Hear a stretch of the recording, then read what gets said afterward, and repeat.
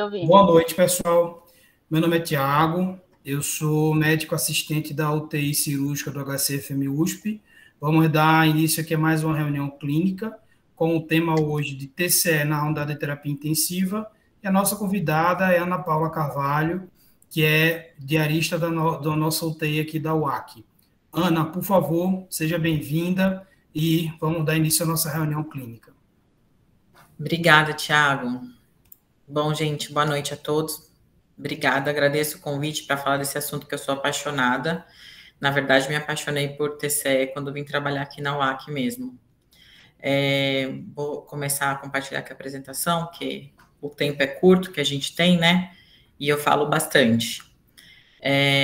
Bom, primeiro, só para me apresentar, eu sou pediatra intensivista e neurointensivista também, tá bom? E eu sou diarista aqui da UTI da UAC Pediatria. Como a gente não tem muita evidência de neurointensivismo no geral, mas em pediatria não tem nada, a gente faz meio que quase igual em pacientes adultos, então por isso acho que a equipe aí da UTI cirúrgica achou que valeria a pena ouvir o que eu tenho para dizer. Bom, vamos lá então. Então, por que a gente tem que se preocupar com o TCE, né? Todo mundo já sabe isso, porque é a maior causa de desabilidade e dependência em indivíduos adultos jovens, ou seja, na faixa etária onde eles são super produtivos, né? Aqui nessa aula, como a gente tem um tempo super curto e na verdade, o título é um título bem amplo, né, que é a abordagem do TCE, eu vou tentar abordar com vocês de uma forma mais focada esses quatro parâmetros aí, tá? O neurointensivismo, fisiopatologia de hipertensão intracraniana, monitorização e tratamento. Então, qual é a importância do neurointensivismo? O que é neurointensivismo, né? O neurointensivismo é uma especialidade relativamente nova na medicina. As primeiras UTIs neurológicas datam da década de 80 e elas, a princípio, iniciaram com o foco de internar e tratar os pacientes que eram vítimas de AVC. E a partir daí, a gente já tem vários estudos demonstrando que esses pacientes tiveram um bom desfecho nessas UTIs, um bom desfecho funcional, e também com diminuição de internação hospitalar e de UTI, apesar de não ter tido diferença na mortalidade nesse estudo que eu estou mostrando para vocês aqui. Também temos estudos relacionados à atuação das UTIs neurológicas em outras patologias que são cuidadas nessa UTI, como o TCE, que é o que a gente vai abordar hoje, né? Mostrando que tem uma melhor recuperação dos pacientes que foram tratados em UTIs neurológicas em relação ao período onde não haviam UTIs neurológicas ainda disponíveis, né? Mas por que eu estou mostrando isso para vocês? Desculpa, porque eu realmente acredito... mas a gente não está vendo sua tela. Vocês não estão vendo? A gente não está vendo, não. Oh, sorry. Peraí, por que será? Desculpa. Vocês estavam me vendo só, gente?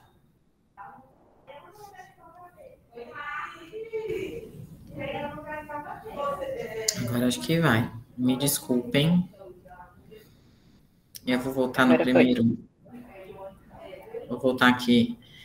Bom, esse aqui é o primeiro estudo que eu tinha mostrado, que vocês não viram, na verdade, que mostra a diminuição de tempo de internação hospitalar e de UTI para pacientes que tinham AVC e melhora de desfecho neurológico desses pacientes. E também, como eu tinha dito, os pacientes que eram vítimas de TCE tiveram melhor desfecho neurológico quando cuidados em UTIs neurológicas específicas do que não neurológicas, né? E eu tô falando isso para vocês porque eu sei que a gente não tem muita disponibilidade de UTIs neurológicas e talvez nem todos atuem dessa forma, né, nesses locais, mas porque eu realmente acredito que a gente pode fazer a diferença para esses pacientes se a gente fizer o nosso máximo para oferecer alguma condição que a UTI neurológica oferece, né? Porque a gente entende que o que bastante faz diferença nesses ambientes é a monitorização, seja ela dependente de um maquinário, de um exame subsidiário, seja ela dependente do exame clínico, principalmente. Então, acho que a gente pode sempre se aprimorar para dar o melhor cuidado possível para esse paciente. O foco da aula, na verdade, que eu gostaria que vocês guardassem é esse jargão do tratamento de pacientes com AVC, que tem para cérebro, mas que serve para todo o neurointensivismo, que para a gente ser sempre proativo, não reativo, mas para isso a gente precisa desse diferencial que é a monitorização dentro das nossas possibilidades. Tem algumas coisas que a gente pode fazer sim. Então, por que a fisiopatologia dentro do neurointensivismo é importante? Porque, infelizmente, a gente tem poucos estudos com boas evidências para tratar esses pacientes. Então, por conta disso, a fisiopatologia ainda tem espaço. E eu acho super importante a gente entender um pouco de fisiopatologia para poder raciocinar sobre o que a gente vai fazer com o paciente. Eu costumo dizer, pelo menos assim eu penso, que neurointensivismo não é um jeito de fazer, mas sim um jeito de pensar. E aí eu quero dar para vocês assim alguns passos que me auxiliam em como pensar para esses pacientes, né? Então, para a gente pensar na fisiopatologia do trauma, é super importante a gente conhecer a biomecânica do trauma, qual o contexto que aquilo aconteceu. Todo trauma, como todos vocês já sabem, tem uma lesão primária, que é resultado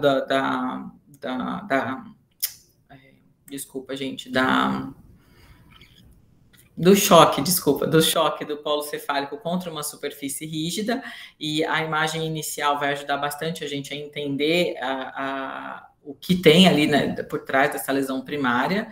E toda lesão primária gera uma lesão secundária, ela acaba acontecendo através da ativação de inúmeras vias inflamatórias, bioquímicas inflamatórias, de complemento e tudo mais, mas inevitavelmente toda lesão primária leva a lesão secundária. Cabe a gente entender se isso vai ser mais restrito, mais focal ou mais difuso, né? E, em última instância, a lesão primária associada à lesão secundária vai gerar hipertensão intracraniana, e a gente vai discutir agora por quê, porque tem várias etiologias aí essa hipertensão intracraniana. Então, primeiro, para a gente entender a biomecânica, quando a gente recebe um paciente na UTI que tem um diagnóstico de um TCE grave, é interessante a gente saber em que condição foi esse acidente, como aconteceu, qual se foi se foi um acidente automobilístico, que é super comum no nosso meio, se foi uma via de alta velocidade, baixa velocidade, se teve vítima fatal ou não, se teve fratura de membros, principalmente fratura de fêmur, isso é um indício de que teve uma colisão de alta energia, então, assim, a possibilidade dele estar rebaixado por um TCE grave é altíssima. Quais foram as forças de impacto que estavam envolvidas ali, isso para a gente diferenciar um paciente que pode ter simplesmente uma concussão, que é uma perda transitória da consciência, mas às vezes o resgate chega antes mesmo dele recuperar a consciência, e essa é a grande dúvida de quando a gente olha uma tomografia normal na admissão do paciente, né? Então, se teve mecanismo de desaceleração, se o trauma foi local ou mais difuso, isso a imagem, junto com o entendimento da biomecânica, a imagem inicial vai ajudar a gente a presumir, e também ajuda a gente a presumir possíveis lesões associadas, que podem estar associadas a complicações, e isso nos auxilia no tratamento proativo desses pacientes. Então, a lesão ela pode ser focal ou difusa, todas as duas vão gerar uma lesão secundária, mas na lesão focal a gente geralmente tem uma lesão secundária mais localizada, enquanto que na lesão difusa, a lesão secundária ela é realmente difusa e que pode ter consequências bastante catastróficas para o paciente se a gente não tratar adequadamente. Então, para a gente começar a falar da fisiopatologia, a gente tem aqui uma fenda sináptica, onde eu tenho um cérebro com trauma, com TCE, e um cérebro normal. A primeira coisa que a gente nota aqui é um aumento da quantidade dessas bolinhas roxas na fenda sináptica, que essas bolinhas roxas correspondem ao glutamato, que ativam esses canais de sódio, cálcio e potássio aqui, jogando o potássio, o sódio para dentro da célula e o potássio para fora da célula, tá? O problema disso é que o sódio, ele é o principal íon responsável por manter o potencial de membrana neuronal. Então, isso já diminui bastante o limiar convulsivo desse paciente, ele fica bastante propenso a ter crises convulsivas, porque eu não consigo manter um potencial de membrana, mas na contramão disso, o cérebro tentando se reorganizar, ele começa a ativar a bomba sódio-potássio ATPase. E a função dessa bomba sódio potássio ATPase aqui é fazer exatamente o contrário, jogar o sódio para fora e o potássio para dentro, para tentar manter potencial de membrana. O problema é que essa bomba sódio potássio ATPase, ela é dependente de ATP. Então, eu acabo gastando muita energia para, já numa fase super inicial do trauma, com menos de 1 hora, o paciente às vezes está chegando na emergência ainda, né? Dependendo do local onde ele está, ele nem foi atendido ainda, isso com tudo acontecendo ao mesmo tempo, né? Ele pode estar hipoxêmico, ele pode estar broncoaspirando, ele pode estar hipotenso, a gente não sabe que outras lesões ele pode ter tido associado, mas o que a gente tem efetivamente aqui é um desbalanço energético muito grande, porque ainda que ele tenha um fluxo sanguíneo cerebral adequado, adequado como antes, né, que possa levar oxigênio e glicose para esse cérebro aí, ele já tem uma demanda energética mais aumentada em relação ao anterior. E isso a gente chama de excitotoxicidade, é um dos mecanismos da hipertensão intracraniana do paciente, que vai levar a disfunção mitocondrial, produção de radicais livres e mudanças no metabolismo da glicose. A glicose, ela também começa a seguir caminhos completamente diferentes do que normalmente ela seguiria aqui num cérebro normal e aqui um cérebro que teve um TCE. Normalmente ela seguiria para a via do ciclo de Krebs, para a produção de energia, e aqui ela segue também para a via do ciclo de Krebs, mas muito menor quantidade. E isso gera uma alteração no metabolismo da glicose bem significativo.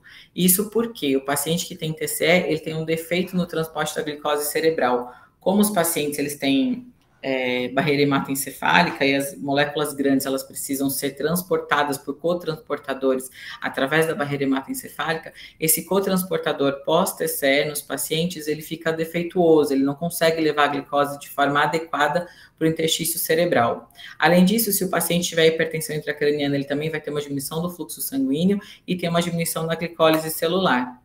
Aqui, só para a gente ter uma ideia, é um estudo feito com glicose marcada no cérebro de pacientes normais, com uma injúria leve e com uma injúria moderada, mostrando que mesmo em pacientes normoglicêmicos, o cérebro, no interstício cerebral, a quantidade de glicose é bem menor do que nos pacientes que não tiveram um TCE.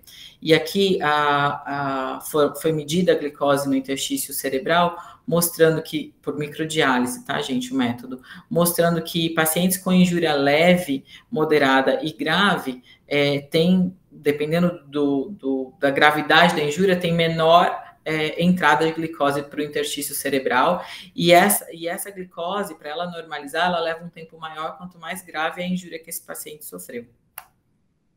Então, a gente, assim, já tem o primeiro problema, né? Um problema no qual a gente não tem muito domínio. Esse paciente tem um déficit energético franco, ele tem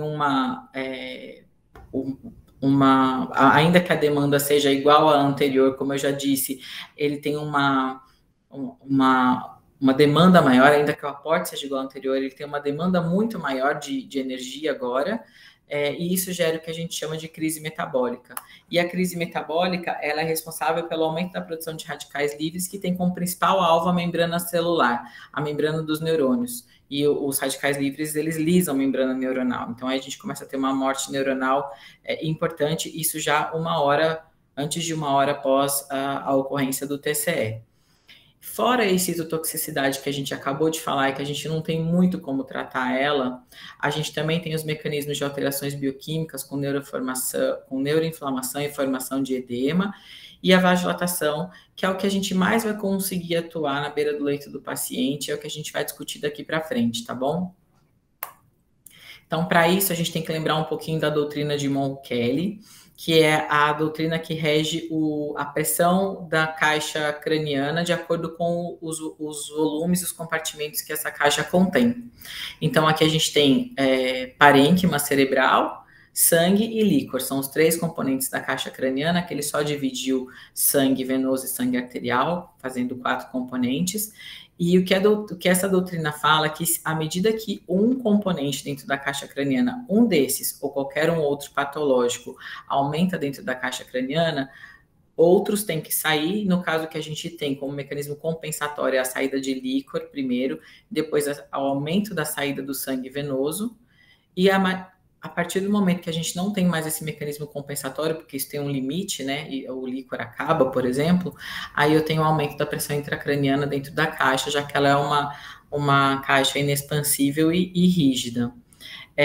Aqui nesse caso, né, no último caso aqui, onde eu já não tenho mais líquor e sangue para sair, eu quero lembrar para vocês a tomografia do brain swelling, porque é a tomografia onde a gente vê apagamento de sulcos, apagamento de cisternas, ventrículos diminuídos, porque antes a gente só via essas estruturas na tomografia porque elas estavam contidas, estavam preenchidas por líquor, né? E agora esse líquor acabou. Então eu tenho uma tomografia de brain swelling nessa situação aqui. Por isso a tomografia de brain swelling ela é muito sugestiva de hipertensão intracraniana, tá bom? Então, conhecendo a doutrina de Monro-Kelly, a gente imagina que se tem um metabolismo anaeróbio acontecendo, ou seja, o aporte de oxigênio para o tecido cerebral não está sendo suficiente para aquela demanda metabólica que aquele tecido está precisando, eu vou começar a ter metabolismo anaeróbio. E a gente tem que lembrar que tudo que é ácido no cérebro gera vasodilatação. Então, inicialmente, a vasodilatação vai aumentar o volume sanguíneo cerebral e isso vai aumentar o fluxo sanguíneo cerebral. Inicialmente, isso é uma forma de compensação desse aporte diminuído de nutrientes para o cérebro, causando essa vasodilatação. Numa fase mais avançada, como eu vou aumentando o conteúdo cerebral aqui dentro, de sangue, no caso, eu vou escoando líquor e sangue venoso. E na fase mais avançada, isso vai gerar um aumento tão grande no volume sanguíneo cerebral que faz com que caia o fluxo sanguíneo cerebral, porque eu já tenho hipertensão intracraniana. Então, essa é a fisiopatologia que explica o brain swelling, né, nos pacientes vítimas de trauma. E aí, a forma como eu aprendi, eu acho esse nome muito apropriado, é que a gente tem a doutrina de Monro-Kelly, que se a gente colocar lá num gráfico, a gente consegue fazer esse gráfico aqui. A forma que eu aprendi é que esse gráfico ele é a rampa de lançamento para o céu. Porque se esse paciente passar da fase 2 aqui, eu geralmente não consigo mais segurar o aumento da PIC dele. Porque o aumento ele é exponencial. Então, eu tenho que fazer o máximo para identificar onde o meu paciente está na rampa de lançamento para o céu e fazer com que ele fique parado aqui até a fase 2. O que essa rampa de lançamento para o céu significa? Eu posso, pela doutrina de Monro-Kelly, eu vou aumentando pressão intracraniana, vou aumentando o volume intracraniano aqui na primeira fase, na fase 1, e nada acontece com a pressão. Por quê? Porque eu ainda tenho mecanismos compensatórios, sangue venoso e líquor para sair da caixa craniana. Na segunda fase, eu aumento um pouco o volume intracraniano e isso tem uma correspondência com o aumento de pressão intracraniana, mas ainda de uma forma que eu talvez consiga segurar, ou de uma forma não muito expressiva e significativa. Isso é um sinal para mim que os meus mecanismos de compensação estão se esgotando. Então, eu tenho que atuar de alguma forma. E a gente vai entender daqui a pouquinho como é que a gente consegue enxergar em que fase dessa rampa de lançamento para o céu nosso paciente está. Aqui chama um pouquinho a atenção, assim, um paciente que de manhã no meu plantão estava com uma PIC de 10 e daqui 2 horas ele está com uma PIC de 15. O que aconteceu? Eu não mudei a sedação dele, eu não mudei a PA, eu não mudei a hemoglobina. O que aconteceu que meu paciente agora tem uma PIC de 15? O que eu quero dizer com a atuação proativa no neurointensivismo é que isso tem que nos incomodar. Apesar de 15 ainda não ser uma PIC alta, na qual eu vou lançar a mão de várias terapêuticas para tratar a hipertensão intracraniana, eu tenho que me incomodar se antes, 2 horas atrás, era 10 e agora está 15, porque eu posso estar já na segunda fase da rampa de lançamento para o céu. E passando um pouquinho, qualquer mínimo volume que eu acrescente aí para esse cérebro, para essa caixa craniana, desculpa, a PIC vai se elevar e ela vai de 15 e não para 20, ela vai de 15 para 30, para 40, de uma forma absurdamente rápida, como eu talvez não consiga retornar depois.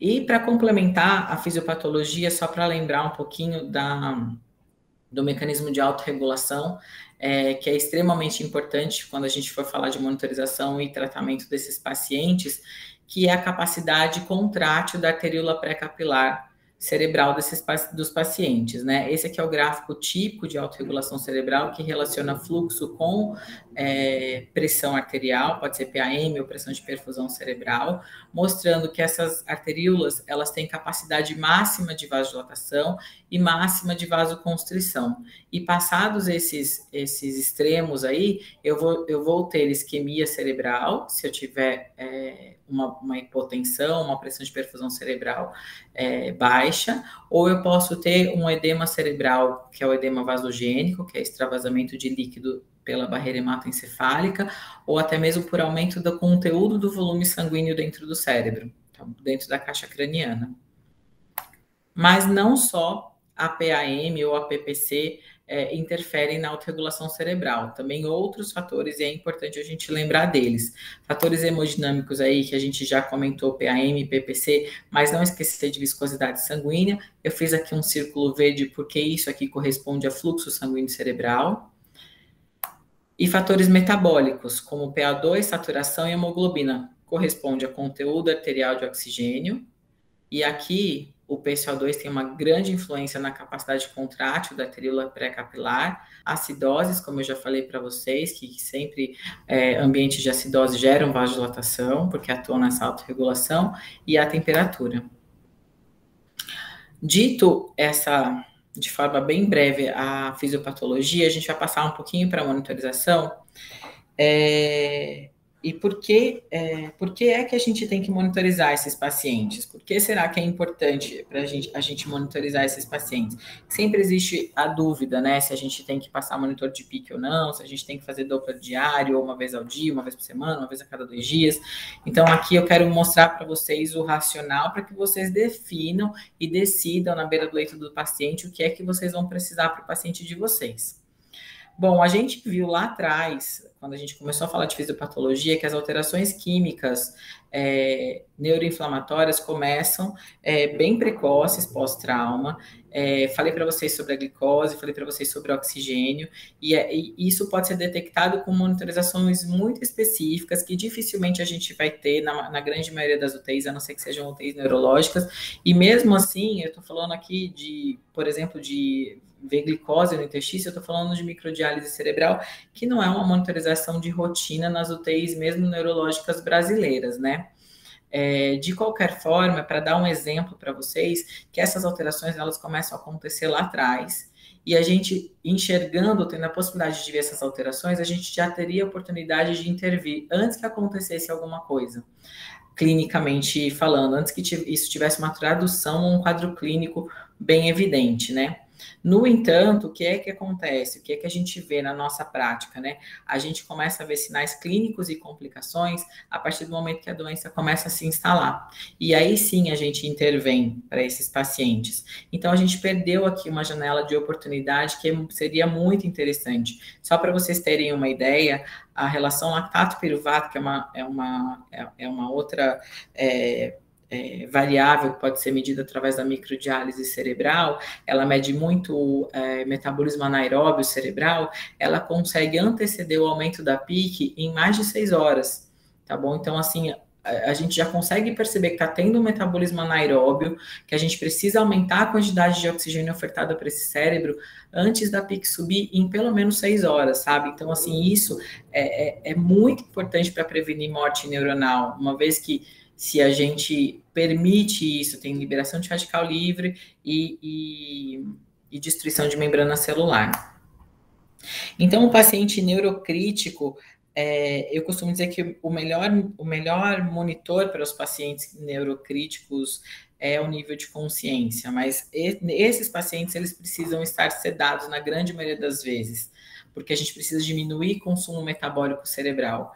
Então, no paciente sedado, como é que a gente vai enxergar o momento em que começa a ter alguma alteração clínica, que não seja o quadro clínico, porque o quadro clínico é muito tardio para esses pacientes. Esperar esses pacientes terem tríade de Cushing ou herniar na nossa cara com sinais clínicos de herniação, a gente está agindo muito tardiamente, porque isso significa que a PIC já está alta há algum tempo, né? Então, a melhor forma da gente tentar prever as alterações clínicas, de quadro clínico, é ter o máximo de monitorização possível, porque dessa forma, uma monitorização vai complementar a outra. A gente vai falar de monitorização, mas eu vou falar para vocês apenas poucas monitorizações. Eu escolhi algumas que a gente tem mais disponibilidade na grande maioria dos lugares, tá bom? E depois, se a gente tiver a oportunidade, a gente pode até falar de outras, mas eu escolhi essas 4 aqui a princípio. Então, vamos começar pela PIC. Sobre a PIC, eu tenho algumas coisas para dizer para vocês. Primeiro, eu quero começar a falar da PIC falando de 2 estudos importantes, que é o Best Trip e o Synapse. O Best Trip é esse estudo aí que foi publicado em 2012 pelo Chestnut. É um estudo que mostra essa curva de Kaplan-Meier, mostrando que não houve diferença de mortalidade de desfecho neurológico em 6 meses de pacientes que foram tratados baseado em imagem e quadro clínico, ou pacientes que foram tratados com a utilização de monitor de PIC. Bom, a princípio, esse estudo, ele serviu de muleta para muitas pessoas que queriam desbancar a monitorização de PIC, porque a monitorização de PIC ela não é isenta de riscos, né? Claro que ela traz bastante risco consigo. Um importante risco é sangramento, e o segundo mais importante é a infecção, né? Uma infecção do sistema nervoso central não é uma coisa banal. No entanto, o que a gente faz todos os dias na UTI é pesar risco-benefício daquilo que a gente faz, e a monitorização de PIC, ela é importante no caso de um paciente que tem TCE grave, que precisa ficar sedado por isso, né? Mas o próprio autor, o Chestnut, ele respondeu a diversos editoriais, dizendo que, na verdade, o estudo dele não estava comparando se usa PIC ou se não usa PIC, mas sim 2 métodos diferentes de se tratar esses pacientes que eram vítimas de TCE. O estudo tem diversos vieses metodológicos, que eu não vou me alongar aqui para conversar, para falar para vocês, porque a gente não tem esse tempo, mas o que ele resume, o Chestnut, que é o autor, que é um neurointensivista, resumidamente, o que ele fala nos editoriais dele é que ele não mudou a prática dele, ele continua passando monitor de PIC em todos os pacientes dele, né? E o Synapse é um estudo mais recente, que é um estudo prospectivo, então ele tem um viés de não ser randomizado, como foi o Best Trip, mas ele avaliou mais de 2.000 pacientes em diversas UTIs, em vários centros. A maioria dos centros eram europeus, mas também tinha bastante centro americano, norte-americano e sul-americano, e ele fala para a gente essa conclusão aqui, a interpretação do que está no abstract do estudo, dizendo que a indicação de passar o monitor de pressão intracraniana, ele variou muito de centro para centro, mas que o uso do monitor de pressão intracraniana, ele tem que ser, sim, considerado para pacientes graves, porque ele parece estar associado à melhora de mortalidade e de prognóstico neurológico de longo termo. Aí. Ele fez em 6 meses também o Glasgow Outcome Scale. Uma outra coisa que eu quero falar para vocês a respeito da PIC é a localização do catéter, né? Então, acho que vocês já estão cansados de saber isso. Essa aqui é uma figura que tem monitorização multimodal, mas o catéter de PIC, ele pode ser locado em vários locais dentro da caixa craniana.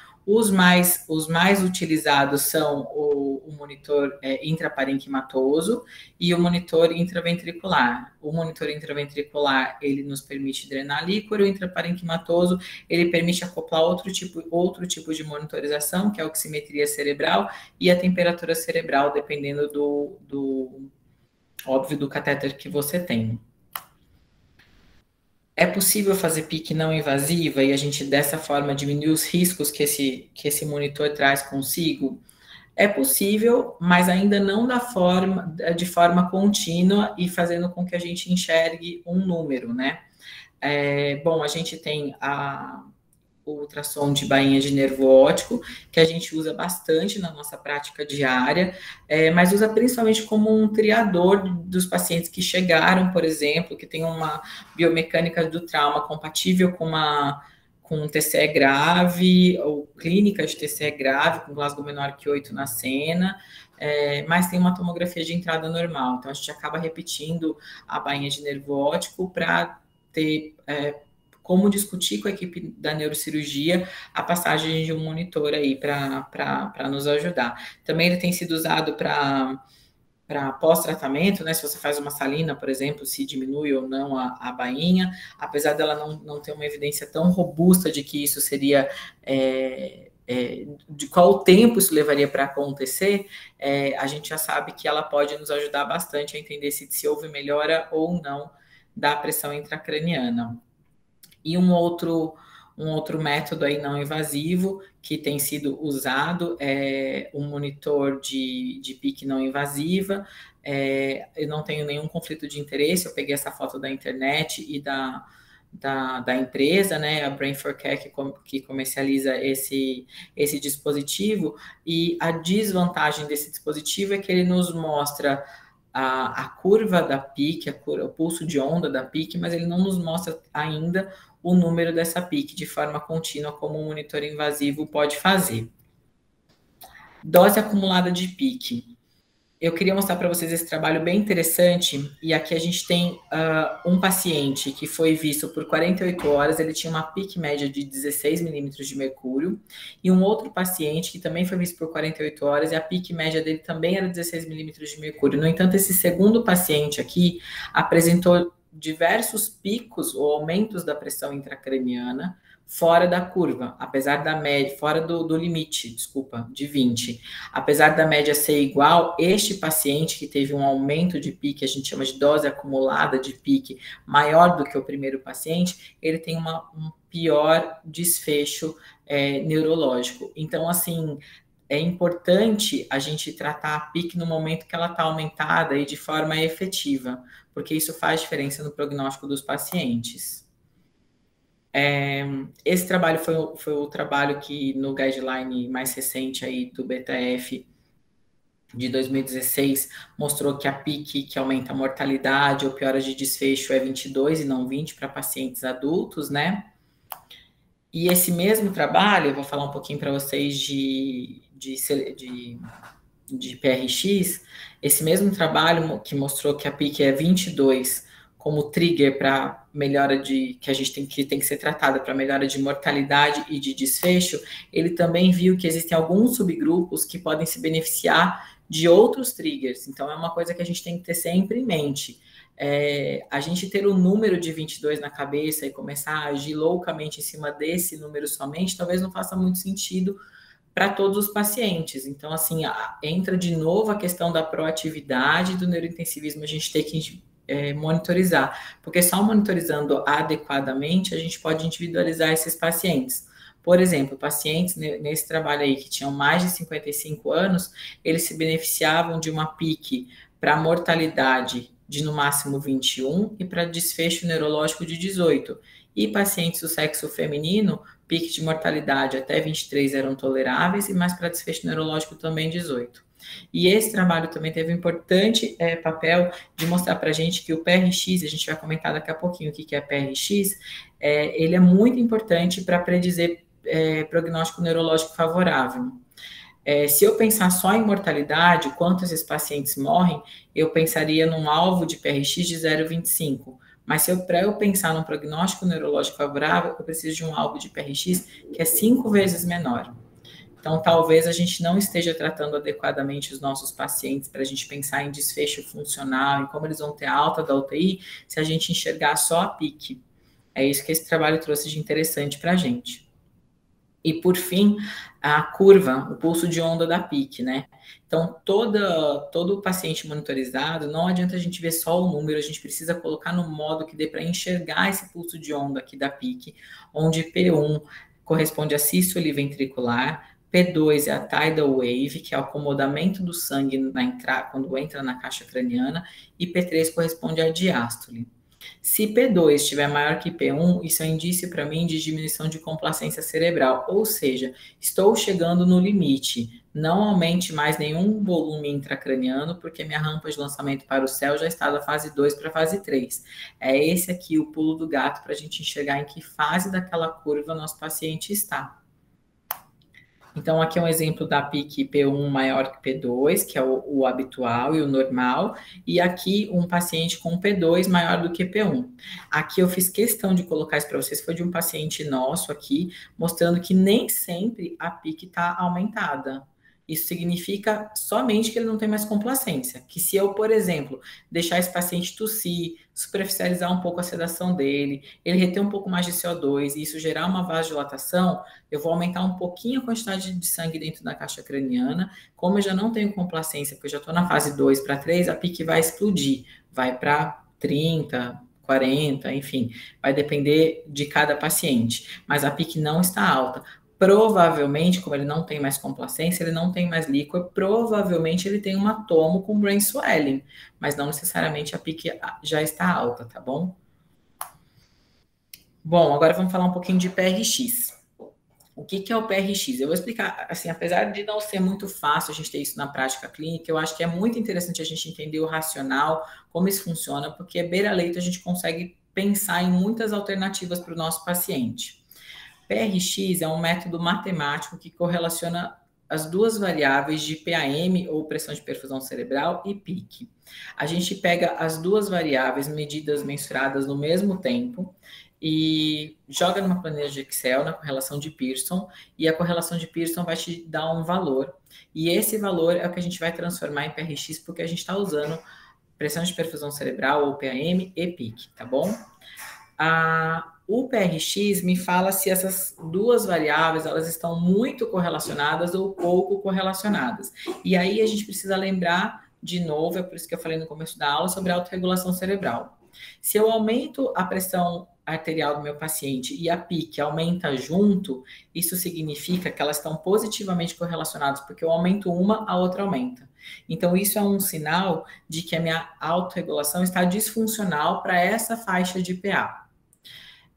A mesma coisa eu posso fazer pensando no contrário. Eu aumento a PAM do meu paciente e aí a minha PIC diminui, porque eu estava com a minha PAM fora da minha faixa de autorregulação, eu precisava aumentar a PAM, melhorar a pressão de perfusão cerebral e com isso a PIC diminuiu. Isso significa que para essa PA eu estou dentro da faixa de autorregulação. E significa que essas duas variáveis, elas não estão positivamente correlacionadas, elas estão negativamente correlacionadas. Então, quando a gente pega as duas variáveis, que é PA e PIC, correlaciona as duas, a gente chega num número, que é a correlação de Pearson, e para essas variáveis eu chamo de PRX. Quanto menor é esse número, melhor é para o paciente. Por quê? Quanto menor é esse número, significa que menos essas variáveis estão correlacionadas, e isso é bom. E quanto maior é o número, mais essas variáveis estão correlacionadas, e isso é ruim. Tá bom? Então, assim, sempre se eu conseguir fazer o PRX de uma forma contínua, se algum hospital tiver esse método disponível, ele vai traçar para mim um gráfico de acordo com mudanças da PA. O gráfico sempre é parabólico assim, e o ponto mais baixo desse gráfico, que é o menor PRX, vai ser a melhor PAM ou a melhor PPC, é o caso dessa figura aqui, para esse paciente. Bom, o eletroencefalograma é outro exame que a gente tem na maioria dos lugares de fácil acesso. É importante fazer eletroencefalograma, é muito importante. Primeiro porque ele nos ajuda a guiar um pouco a sedação, principalmente quando a gente está tirando a sedação, para ver se esse paciente, muitas vezes, ele não acorda, ele segue com uma escala de Glasgow baixa ou uma escala de sedação que vocês utilizem aí no serviço de vocês, que seja mais baixa, mas já está tendo alterações eletrográficas que são perceptíveis e que a gente pode ver isso pelos laudos ou pelo traçado do eletroencefalograma. Mas eu trouxe o eletroencefalograma como super importante para a gente pensar nesses pacientes que são vítimas de TCE, porque existem diversos estudos, esse é um exemplo deles, mostrando que os pacientes que têm patologias intracranianas ou pacientes neurocríticos, eles têm uma alta incidência de crise convulsiva. E essas crises convulsivas, na grande maioria das vezes, são não clínicas. E se esses pacientes estão sedados, a gente fica com mais dificuldade, às vezes eles estão até curarizados, de enxergar a possibilidade de ocorrência dessas crises. por exemplo, a incidência de crise convulsiva em pacientes com TCE é de 16% em pacientes que tiveram eletroencefalograma monitorados por 72 horas. Infelizmente, a disponibilidade de eletroencefalo contínuo não é muito grande, por isso a gente só faz 30 minutos por dia aqui no nosso serviço, né? Acho que varia o protocolo de cada serviço, mas em média a maioria dos serviços é com 30 minutos mesmo. A gente só consegue aumentar a sensibilidade do exame, deixando ele quanto mais tempo deixar, melhor. Por isso, dentro aqui do nosso serviço, a gente gosta de fazer eletroencefalo diário, ainda que desses 30 minutos, para tentar aumentar a sensibilidade do exame para a detecção dessas crises convulsivas. E, por fim, o Doppler transcraniano. O Doppler transcraniano é uma das ferramentas que a gente tem para ajudar a gente de uma forma não invasiva a entender se está ocorrendo ou não hipertensão intracraniana, junto com a PIC não invasiva e com a bainha de nervo óptico. É uma ferramenta que nos ajuda a enxergar o resultado da medida tomada. Então, se eu tiver com um Doppler transcraniano no momento que eu faço uma salina por hipertensão intracraniana, eu consigo visualizar a mudança do padrão de fluxo sanguíneo cerebral. É uma ferramenta importantíssima no diagnóstico de morte cerebral, como está aqui nas últimas figuras, né, que tem diástole reversa, e aqui só as espículas, que é patognomônico do diagnóstico de morte cerebral. Em pacientes que têm hemorragia subaracnoide também, apesar de no TCE a significado clínico da HSA não ser tão importante, ele nos ajuda a seguir, diagnosticar e seguir pacientes que possam estar fazendo vasoespasmo. Então, é uma ferramenta extremamente importante para cuidar desses pacientes e pode nos trazer diversas dicas. Outra coisa super importante do Doppler transcraniano também é ajudar a gente a encontrar a melhor faixa de autorregulação para esses pacientes, já que a gente não tem disponível PRX para todo mundo. Então, daí um dos papéis bem importantes do Doppler transcraniano. Falar dessas 4 tipos de monitorações que eu acho que são mais disponíveis, né, na nossa prática clínica, a gente vai passar para tratamento agora. E por que é que a gente tem que tratar esses pacientes, né? Parece meio óbvio, mas eu vou repetir para vocês que a gente trata os pacientes com hipertensão intracraniana para evitar morte neuronal, porque morte neuronal implica em mais disfunção neurológica e um desfecho neurológico pior para esses pacientes. Como é que esses pacientes vão ter alta do hospital, da UTI, e como eles vão estar daqui a 6 meses, né? Então, essa morte, a hipertensão intracraniana, ela pode gerar as herniações, e aí ela vai gerar isquemias localizadas, dependendo do local que acontece essa herniação, como acontece nessa figura, que é uma isquemia mais localizada, apesar de ser uma figura de AVC, gente, mas só para exemplificar. Ou ela pode ocorrer, se for uma hipertensão intracraniana global e não bem tratada, ela pode ocorrer de uma forma mais global, a isquemia. A isquemia que acontece de forma mais global, ela tem uma seletividade pelo córtex e pelo hipocampo. Então, assim, os pacientes eles vão ter muito mais déficits dessas regiões, porque são as regiões que contêm o maior número de mitocôndrias, portanto, o déficit energético ali faz muito mais diferença do que nas outras regiões.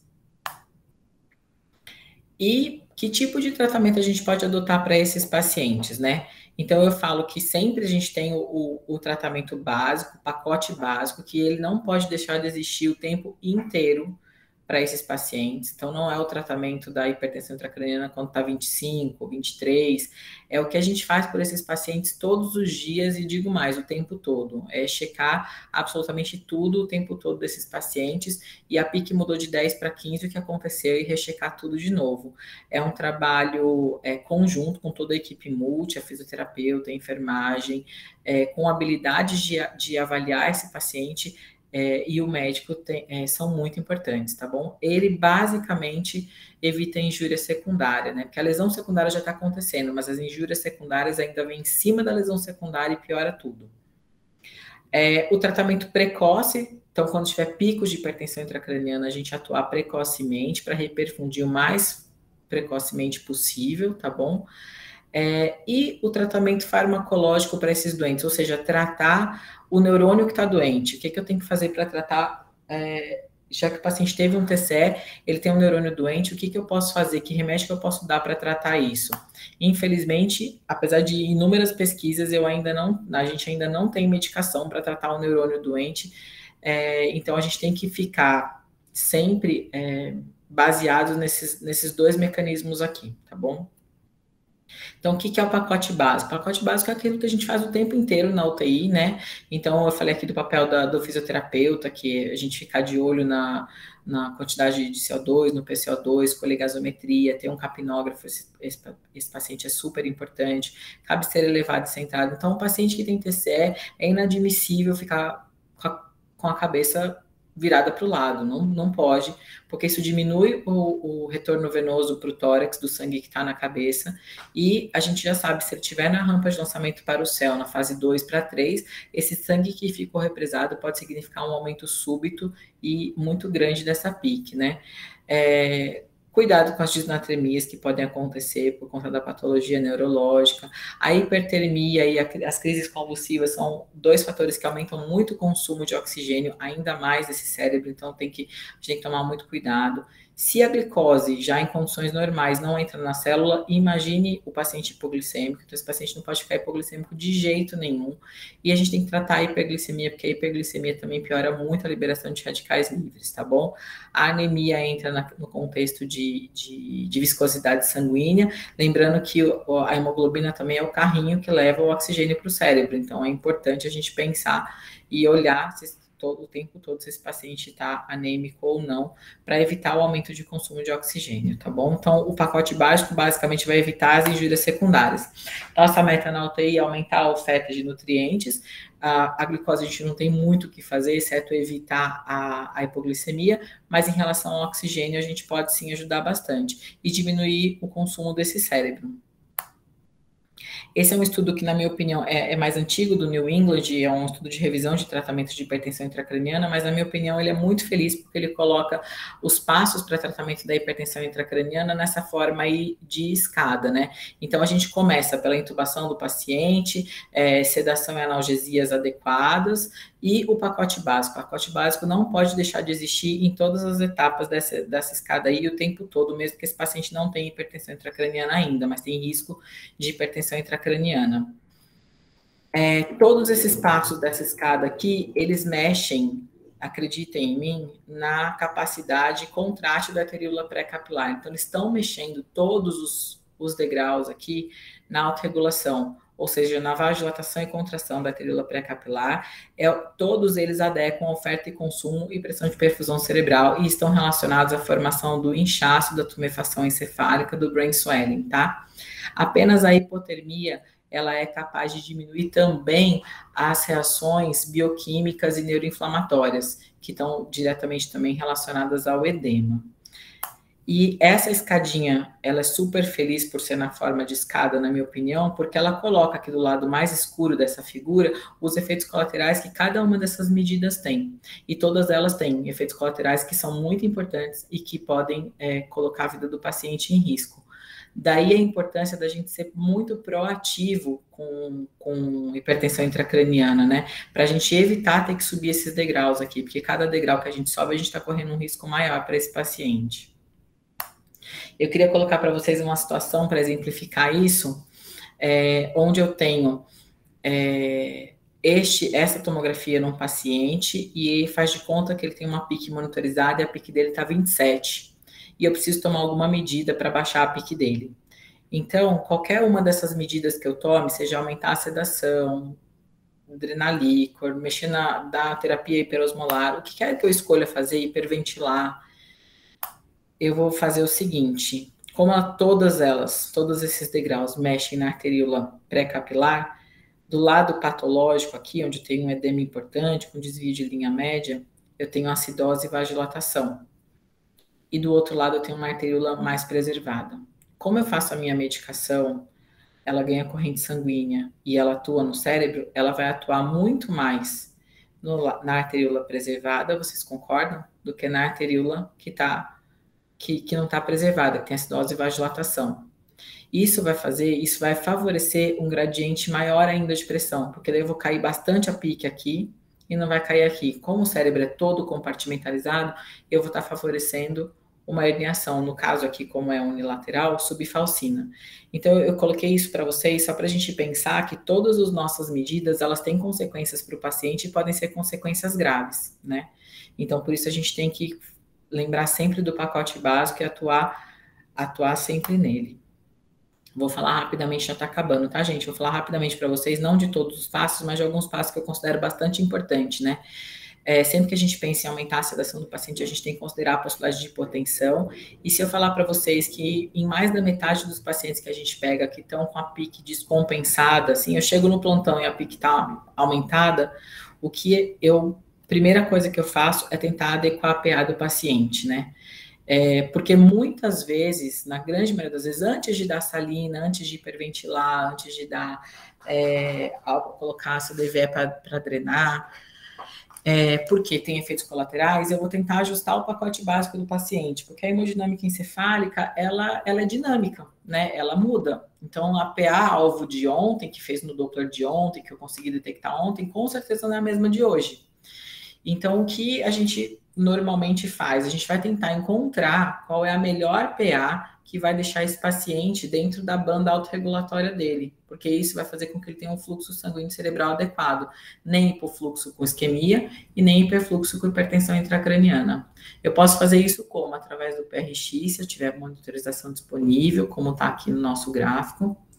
Através do MX, que é a mesma coisa do PRX, só que ao invés da PAM, de associar PAM a PIC, eu associo valores que o Doppler transcraniano nos dá. E se eu não tenho nenhum dos dois, o que a gente normalmente faz, que é uma forma muito menos, como é que eu posso dizer? Muito menos fidedigna, mas é uma coisa que já individualiza o paciente e com certeza já afina mais o controle desse paciente, é pegar uma cadeirinha, sentar do lado do paciente e começar a mexer na droga vasoativa e ver o que acontece com a PIC. Se eu sobo droga, sobe a PIC, provavelmente estou fora da faixa de autorregulação. Isso funciona muito, gente. E muitas vezes eu subo droga e eu consigo retornar para a faixa de autorregulação do paciente e acaba caindo a PIC. Ou o contrário, às vezes o paciente já está com uma PAM de 100, porque ontem pelo Doppler a PAM-alvo dele era 100, mas agora eu começo a baixar a PA e a PIC cai junto. E isso, apesar de ser uma correlação positiva do PRX, eu quero que a PIC caia mesmo até um limite máximo, onde vai deixar disso acontecer, tá bom? Esse exemplo desse estudo que eu coloquei aqui para vocês é para mostrar que a pressão de perfusão cerebral encontrada para esse paciente aqui no estudo foi em torno de 90, e a pressão de perfusão cerebral indicada pelo BTF, esse BTF é o anterior, não é o de 2016, tá bom? É o anterior, ele estipulava uma pressão de perfusão cerebral, sugeria uma pressão de perfusão cerebral de 50 a 70, o atual é de 60 a 70, tá, gente? Mas, de qualquer forma, estaria fora da faixa de autorregulação para esse paciente. O que significa que quanto mais eu individualizo o paciente, maior a minha chance de acertar. Porque se eu simplesmente seguir o guideline, eu posso estar fora da faixa de autorregulação desse paciente, tá bom? A hipocapnia, né? A hipocapnia é o que a gente usa, assim, em último caso, o paciente está herniando, eu preciso fazer algum procedimento, e é o que eu vou ter para usar. Eu achei interessante mostrar para vocês esse estudo aqui. Por que eu faço hipocapnia? Todo mundo sabe que é perigoso fazer hipocapnia nesses pacientes, mas eu achei interessante trazer isso para vocês, porque eu acho que isso dramatiza um pouco mais e deixa a gente pensando mais vezes antes de fazer, tá? Aqui, então, os pacientes normocápnicos e hipocápnicos, mostrando que se eu hiperventilo o paciente, deixo eles com hipocapnia, realmente a PIC cai. O bulbo jugular, que a saturação de bulbo jugular aqui é menor, ou seja, eu tenho uma disponibilidade menor de oxigênio em relação aos pacientes que são normocápnicos. O fluxo sanguíneo cerebral também, ele diminui bastante em relação aos pacientes que são normocápnicos de forma significativa, que é o Bzinho aqui, tá, gente? Porém, o consumo metabólico cerebral, ele é igual. Isso significa que eu estou diminuindo a quantidade de oxigênio disponível e diminuindo o fluxo sanguíneo cerebral para um metabolismo que ainda é o basal, ainda é elevado. Então, assim, eu com certeza vou gerar isquemia se eu mantiver essa estratégia por muito tempo. Então, tem que ser uma estratégia que, quando eu tomar, eu tenho que pensar em quanto tempo eu vou retornar para a normoventilação esse paciente. Aqui, ao mesmo estudo mostrando que quanto menor é o CO2 desse paciente, o CO2 está aqui, e aqui eu tenho oxigenação cerebral, menor é a oxigenação cerebral desses pacientes. Lembrando que eu já tenho uma demanda energética muito aumentada, com um aporte baixinho, ainda mais com hipertensão intracraniana, o aporte diminui mais ainda. Em relação a comabarbitúrica e hipotermia, né? Assim, no nosso serviço, a gente acaba fazendo comabarbitúrico antes da hipotermia. Eles são indicados já, ó, em degrau já está bem alto aqui nessa escada, né? Eles são indicados em caso de hipertensão intracraniana refratária. Por que a gente faz ao contrário aqui no nosso serviço? Porque a indução da hipotermia até não é difícil, mas a reversão da hipotermia é muito difícil, porque quando a gente vai retirar a normotermia, ela tem que ser feita de forma gradual e lenta, mais ou menos meio grau a cada 12 horas, e isso é muito difícil, depende de equipamentos específicos, porque se eu não fizer dessa forma, eu posso ter uma hipertensão intracraniana a rebote, então a gente acaba usando como barbitúrico antes, e aí o tiopental, que é o que a gente mais usa, ele não é bom para o corpo, ele tem diversos efeitos colaterais, mas ele funciona para a hipertensão intracraniana. Eu coloquei aqui para vocês, só para a gente lembrar, além da hipotensão e da miocardiodepressão que o tiopental causa e que pode gerar um choque violento, que a gente já viu algumas vezes aqui, entrou com tiopental para esses pacientes, são 50 olhos em cima, porque eles fazem uma espécie de imunodeficiência, e a maioria das vezes essa imunodeficiência cursa com uma pneumonia, pode cursar com outras infecções, óbvio, mas com pneumonia associada à ventilação. Então esses pacientes, a partir do momento que a gente entrou com tiopental, ficar com 50 olhos em cima para ver se ele não vai desenvolver alguma infecção, porque tem que tratar precoce, porque ele já está muito debilitado para passar por uma sepse, e isso geralmente é a causa da morte desses pacientes. E eu coloquei aqui mais um efeito colateral que a maioria das pessoas costuma esquecer, que é o distúrbio de potássio causado pelo tiopental. Então, sempre lembrar que quando a gente entra com tiopental, o potássio cai bastante, porque tem um shift intracelular de potássio, o potássio começa a entrar bastante dentro da célula, e quando a gente suspende o tiopental, esse potássio começa a sair, então ele faz uma hipercalemia, então a gente tem que ficar muito atento ao distúrbio de potássio nesses pacientes, mas sempre lembrar que é prudente usar comabarbitúrico com monitorizações adicionais, como eletroencefalo contínuo, ou até monitorização de metabolismo cerebral, como bulbo jugular e oximetria cerebral, tá bom? Que a gente não teve tempo de tratar aqui. Então, para resumir o tratamento desses pacientes, as diretrizes do último guideline, que é de 2016 para adultos, tá bom, gente? Fala o seguinte para a gente, que para a gente manter uma PA sistólica maior que 100 ou 110, a depender da idade do paciente. Em relação a PIC, tratar as PICs que estão acima de 22, mas isso aqui, como eu disse para vocês, não é só um número para a gente olhar, e ele está falando aqui de mortalidade, e na verdade o que eu quero é diminuir o número de morte neuronal para devolver esse paciente para a sociedade o mais funcional possível, né? E em relação a PPC, ele muda o alvo de PPC, que antes era 50 a 70 para 60 a 70, ou seja, tentar deixar esse paciente com uma PA mais alta do que baixa, porque isso é melhor para o paciente. O pior fator prognóstico para esses pacientes é a hipotensão, então ficar muito atento para esses pacientes não ficarem hipotensos. E esse foi o primeiro guideline que cita para a gente estar atento ao status autorregulatório do paciente. Se a gente perseguir cegamente uma PPC sem estar atento ao status autorregulatório do paciente, a gente pode estar fazendo mal por aquilo que a gente conversou aí, discutiu sobre autorregulação e fora da faixa de autorregulação e piora da hipertensão intracraniana. Eu quero falar com vocês rapidinho aqui um caso clínico de um paciente de 19 anos, sexo masculino, vítima de afogamento, teve uma parada cardíaca de 25 minutos, a tomo de crânio dele tem um brain swelling. Ele foi monitorizado, ele tinha uma PIC de 27, uma PPC de 50, fora da faixa indicada pelo guideline, e uma oximetria cerebral de 7, que é uma oximetria cerebral baixa, tá, gente? Acima de 15 é o que eu gostaria para esses pacientes, ou seja, está chegando pouco oxigênio para esse cérebro, né? A primeira medida que a gente faria para esse paciente seria ajustar a sedação, e com o ajuste da sedação, Eu consegui diminuir a PIC dele para 18 e melhorei a PPC dele para 66, ambos dentro do alvo do guideline. No entanto, a oximetria cerebral ainda continua baixa, ainda está 11, ou seja, apesar de eu ter melhorado a PIC, a pressão de perfusão cerebral, eu não melhorei o quanto eu estou entregando de oxigênio para esse cérebro. E isso aqui, na grande maioria dos pacientes, a gente não consegue enxergar. A gente consegue ter PIC e PPC para aqueles pacientes que têm a PIC monitorizada, mas a oximetria não é uma coisa que a gente costuma monitorizar. Mas o que eu quero dizer para vocês é que muitas vezes a gente já teve um caso desse, a gente tem algumas coisas a mais para serem refinadas, por isso que quanto mais a gente monitora, melhor. Então, esse paciente, apesar de uma PPC de 66, uma PIC de 18, quando a gente tentou ajustar a faixa de autorregulação dele, dando droga vasoativa, a gente conseguiu aumentar a PPC dele, provavelmente chegamos na faixa de autorregulação, conseguimos fazer com que a PIC caísse e otimizamos a entrega de oxigênio no tecido cerebral. E quando a gente monitora de várias formas, a gente tem mais ou menos isso. O raciocínio é muito legal, porque você vê as coisas acontecendo ao mesmo tempo, né? Então, aqui eu aumentei a pressão de perfusão cerebral do meu paciente, a PIC caiu dentro de um PRX que está baixo, ou seja, eu cheguei na faixa de autorregulação dele e com isso eu consigo melhorar a entrega de oxigênio cerebral para esse paciente. Então, para finalizar, gente, manejo da hipertensão intracraniana, não esquecer que a PIC é muito mais do que um número, então não esquecer daqueles conceitos que a gente falou de dose acumulada, os subgrupos que a gente tem que considerar e avaliar a curva da PIC.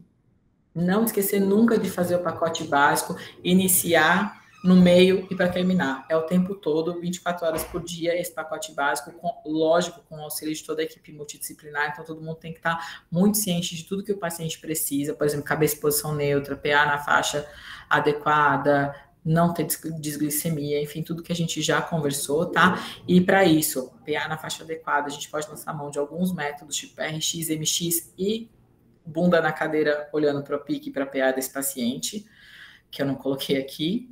E lembrar de todos os fatores que interferem na contração e dilatação da arteríola pré-capilar. Então, a viscosidade sanguínea, o PCO2, a temperatura, se tem acidose ou não, tudo isso faz parte do pacote básico desse paciente, tá bom?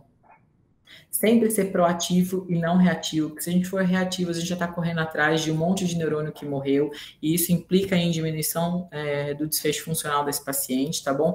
O que nos ajuda muito a ser proativo é ter uma monitorização neurológica multimodal. Então, assim, eu sei que é difícil, não é em todo centro que a gente tem disponível, mas ter uma equipe treinada já ajuda bastante e ter disponibilidade dessas coisas que a gente comentou na aula também vai ajudar bastante. Considerar a morbidade dos tratamentos que a gente institui, porque quando a gente está tratando a PIC, a gente tem aquela escadinha e quanto mais alto o degrau, maior o tombo. E que as nossas metas no tratamento desses pacientes é aumentar a oferta de oxigênio, que é o que dá para fazer. Em relação à glicose, a gente não tem muita coisa para fazer. Diminuir o consumo metabólico desse paciente e prevenir a isquemia e as lesões secundárias através do pacote básico e reperfundindo o mais precocemente possível esses pacientes. É isso, gente, que eu tinha para falar para vocês. Desculpa a correria.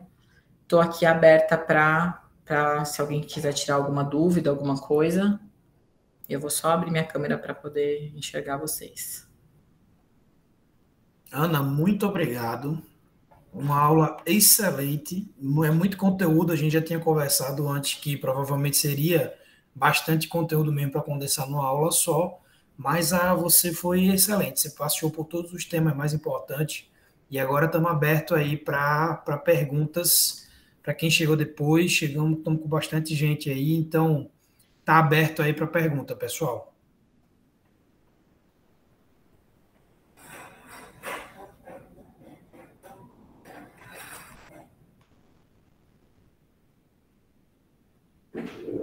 E aí, alguém, alguma pergunta?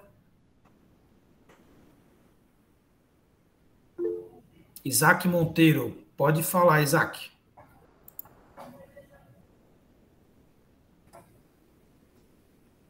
Isaac pode abrir seu áudio e perguntar.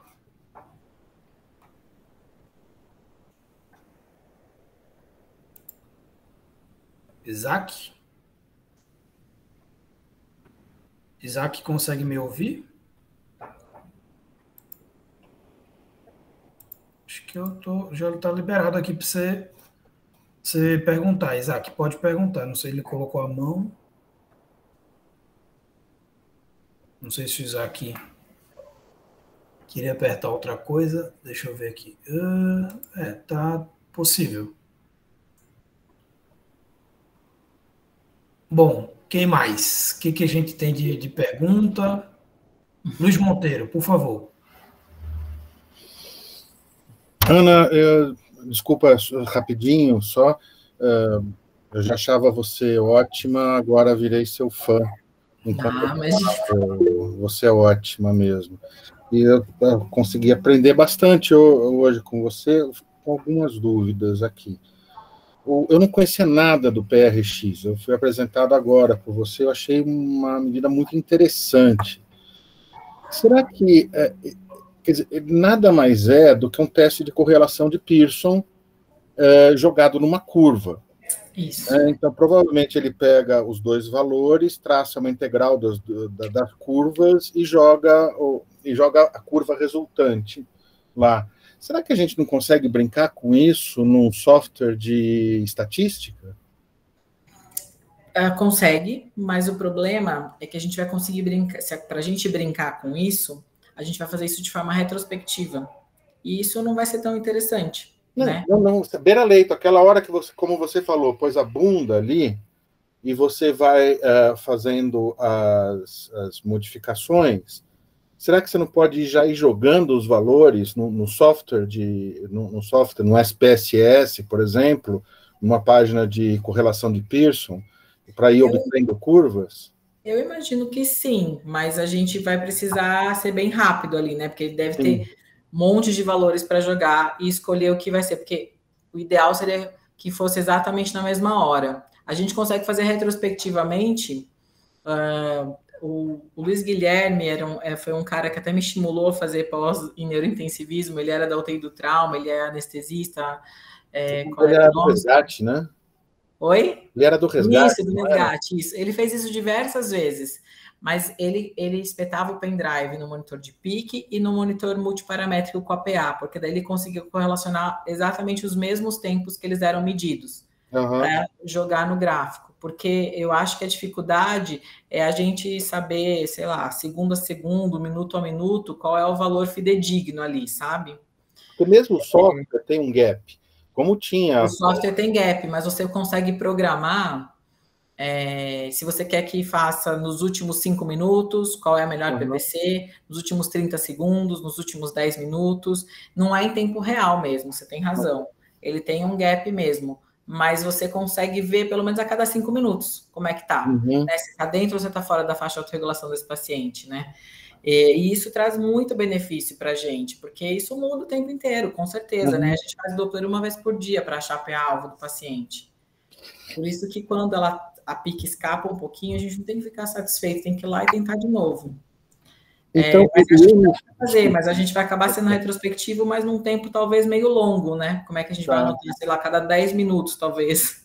Com o Luiz Guilherme, vocês chegaram a fazer, não? Não, eu só fiz com o Luiz Guilherme essas vezes aí, mas a gente fez retrospectivo mesmo. Tá. Porque, pelo que eu entendi, o MX, ele pega a curva gerada do PRX e joga, não sei, uma imagem, ou ele transforma imagens do Doppler em curvas e plota junto ao PRX, como é que é? O MX, ele faz uma relação entre a pressão sistólica e diastólica, porque com isso a gente consegue ter uma ideia da perfusão. E aí ele faz a mesma coisa, entendeu? É a pressão medida no Doppler. Pressão diastólica, ele consegue ter uma pressão de perfusão. Tá. E aí ele faz a mesma coisa do PRX. Então ele pega a curva gerada do PRX e faz um outro Pearson com a curva gerada do Doppler, é isso? Na verdade ele nem usa o PRX, ele pega só o Doppler, ele pega a velocidade de fluxo diastólico, o pico sistólico, o pico diastólico. Com isso ele consegue a pressão de perfusão. E aí ele usa isso. Eu tinha entendido errado, então. Mas o MX, no olhômetro é muito interessante, porque às vezes a gente está com o cara do Doppler aqui e a gente começa a mexer na PA do paciente, sobe droga, desce droga, e a gente vê a curva mudar muito instantaneamente para uma curva boa ou para uma curva ruim. Quando que é uma curva ruim? Uma curva ruim é quando a velocidade diastólica começa a cair muito, tem uma diferença muito grande entre a sistólica e a diastólica. E uma curva boa é quando elas são mais quadradas, sabe? A sistólica, ela é 2/3 da diastólica. E a gente consegue visualizar isso. E é isso que, na verdade, os caras do Doppler fazem quando vêm aqui. Eles não calculam o MX para a gente. Mas é isso que eles fazem quando eles vêm aqui. Você conhece alguma coisa de utilização desses métodos naquelas pacientes com hematoma intraparenquimatoso por Charcot-Bouchard, ou seja, complicação de hipertensão de longa data maltratada?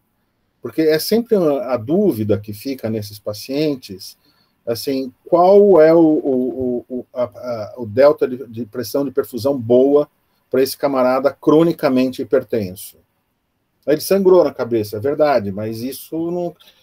mas ele tem uma curva uma autorregulação num platô mais elevado.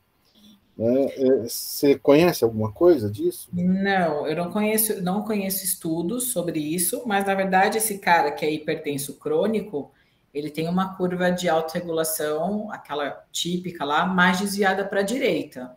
E eu acho que isso dá para encontrar através do PRX. Deve dar, né? Eu acho que dá para encontrar. E daí o cara já saber, né? Ó, minha PA boa é essa, hein? Enquanto ele não tem distúrbio, né? A partir do momento que ele tem uma lesão neurológica, ele vai ter uma disfunção de autorregulação e isso provavelmente vai mudar. Né? Mas deve dar. Eu não conheço estudo, não. Bem legal. Posso perguntar mais uma coisa? Claro. Quando você tem a possibilidade de ter uma monitorização eletroencefalográfica contínua, você manteria por quanto tempo? Até despertar o paciente, ou até quando você manteria essa... Eu não faço ideia. Eu vou te falar. Tem aquele cara que eu mostrei os estudos de crise convulsiva não clínica em paciente com doença neurocrítica. Ele faz muito esse tipo de monitorização em pacientes, inclusive não neurocríticos. E ele já encontrou nos estudos dele uma taxa de crise convulsiva não clínica em uma UTI normal, não neurológica, que podem chegar até 20%.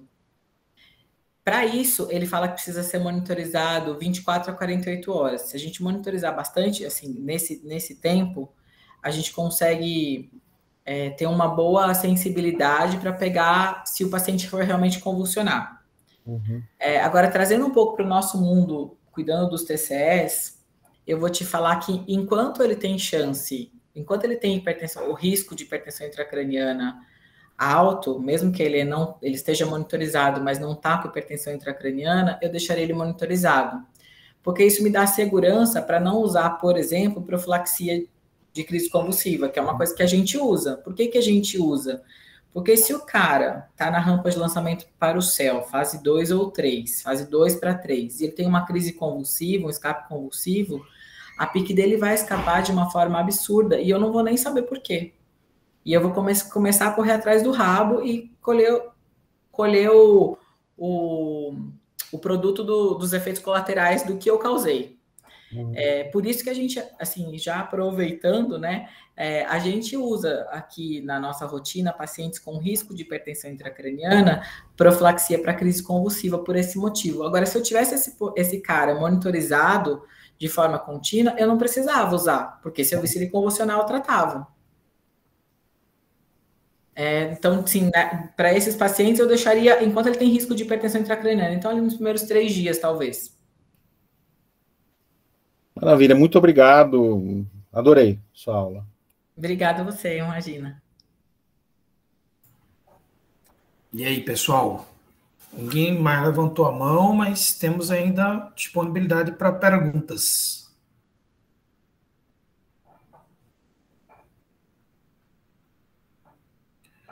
Alguém mais?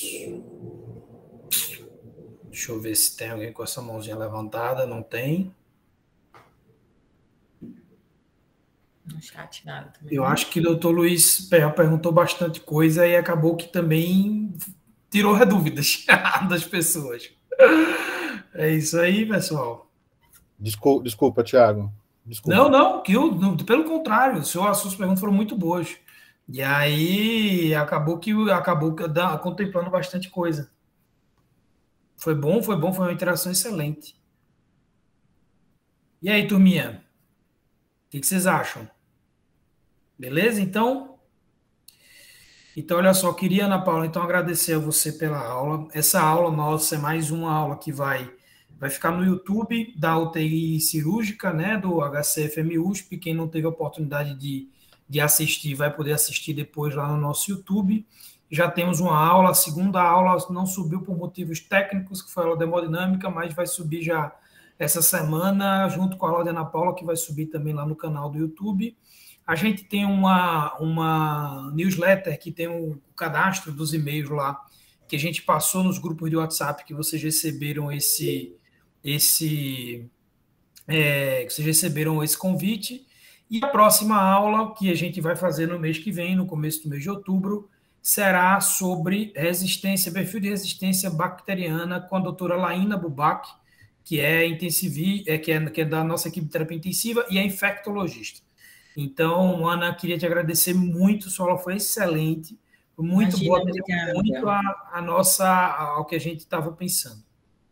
Imagina, obrigada, eu que agradeço o convite, viu, Tiago?